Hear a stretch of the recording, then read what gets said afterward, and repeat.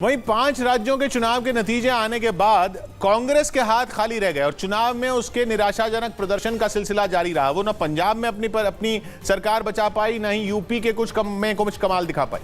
बंगाल के चुनाव में खराब प्रदर्शन के बाद कांग्रेस ने यूपी में नए सिरे से शुरुआत की थी और पार्टी ने कहा था कि इस बार यूपी में वो ऐसा कमाल करेगी कि देखने वाले देखते रह जाएंगे। लेकिन नतीजे आने के बाद कांग्रेस की हालत देखने वाली हो गई।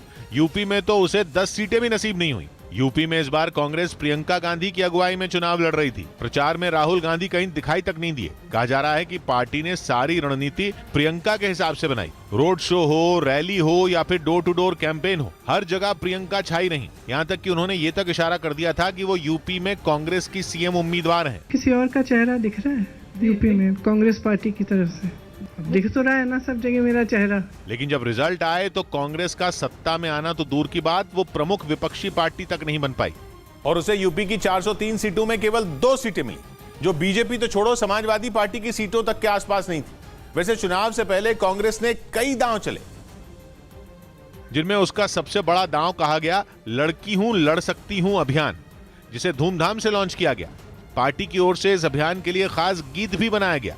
मैं लड़की हूँ, लड़ सकती हूँ, मैं कुछ भी कर सकती हूँ। लेकिन कुछ दिन बाद ही इस अभियान की पोस्टर गर्ल प्रियंका मौर्य ने ही कांग्रेस को छोड़ दिया और बीजेपी में शामिल हो गई। यानी कि पार्टी का यह अभियान धड़ाम से जमीन पर गिर पड़ा। यही नहीं, माना जा रहा है कि इस चुनाव में कांग्रेस का 40% महिलाओं को टिकट देने का दांव भी नहीं चला, क्योंकि आंकड़े कहते हैं कि 2002 से 2017 के बीच हुए विधानसभा चुनावों के दौरान केवल 19% महिला उम्मीदवार ही चुनाव जीत पाई हैं। नौबत यह आ गई कि पिछली बार की तुलना में पार्टी का वोट शेयर इस बार आधा होकर केवल 3% रह गया।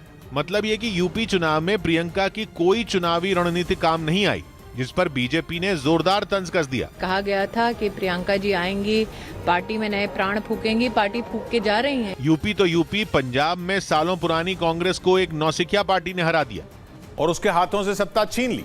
पंजाब में कैप्टन अमरिंदर सिंह को सीएम पद से हटाने के बाद कांग्रेस की लड़ाई दुनिया के सामने आ गई थी। पार्टी ने कैप्टन को हटाकर चन्नी को सीएम बना दिया था और इस बार का पंजाब का चुनाव वो उन्हीं के चेहरे पर लड़ रही थी। लेकिन कहा जा रहा है कि कैप्टन के बाद सिद्धू चन्नी के सीएम बनने से नाखुश थे। उनके जले पर राहुल गांधी ने तब नमक छिड़क दिया था जब उन्होंने सिद्धू के सामने ही चन्नी को सीएम उम्मीदवार बना दिया था। कुछ महीने पहले हमने आपको एक नए चीफ मिनिस्टर दिए, चन्नी जी, जिसके बाद सिद्धू तो नहीं लेकिन उनकी पत्नी और बेटी ने मौके मौके पर चन्नी को निशाना बनाया था। और इसीलिए कहा जा रहा है कि पंजाब में कांग्रेस को आम आदमी पार्टी ने तो हराया ही, वो अपनी अंदरूनी कलह की वजह से भी हारी। यही नहीं, कांग्रेस न यूपी में और न ही पंजाब में किसान आंदोलन का मुद्दा भुना पाई, जबकि पंजाब के किसान इस आंदोलन का बड़ा हिस्सा थे। वहां पार्टी हारी, वो भी बड़े अंतर से।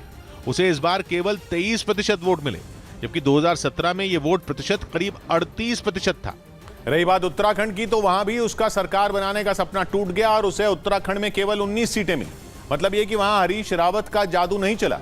गोवा और मणिपुर में भी वो दूसरे नंबर पर रही, जबकि 2017 में वो इन दोनों राज्यों में सबसे बड़ी पार्टी थी। इन 5 राज्यों के नतीजे ये बता रहे हैं कि 2011 के बाद कांग्रेस ने किसी बड़े राज्य में सत्ता में वापसी नहीं की। पंजाब में तो उसके हाथ से उसी पार्टी ने सत्ता छीनी जिसने उसे दिल्ली की सत्ता से बाहर किया था।